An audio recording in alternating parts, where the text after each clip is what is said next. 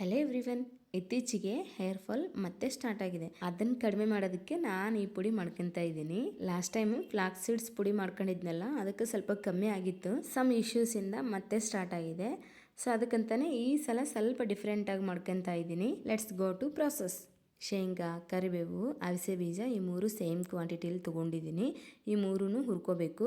2 table spoon ಜೀರಿಗೆನೂ ಹುರ್ಕೊಂಡು ತೊಗೋಬೇಕು. ಇಲ್ಲಿ ನಾನು ಖಾರ ಇರೋ ಮೆಣಸಿನ್ಕಾಯಿ ತೊಗೊಂಡಿದ್ದೀನಿ. ನೀವು ಖಾರ ಕಮ್ಮಿ ಇದ್ದರೆ ಸ್ವಲ್ಪ ಜಾಸ್ತಿನೇ ಹಾಕ್ಕೊಳ್ಳಿ. 5ರಿಂದ 6 ಮೆಣಸಿನ್ಕಾಯಿ ತೊಗೊಂಡಿದ್ದೀನಿ. ಹುರ್ಕೊಂಡು ಪಕ್ಕಕ್ಕೆ ಇಟ್ಕೋಬೇಕು. ಇವೆಲ್ಲ ತಣ್ಣಗಾಗಕ್ಕೆ ಬಿಡಬೇಕು. ಇದಕ್ಕೆ ಸ್ವಲ್ಪ ಬೆಳ್ಳುಳ್ಳಿ ಹಾಗೂ ಹುಣಸೆಹಣ್ಣು ಸೇರಿಸ್ಕೋಬೇಕು.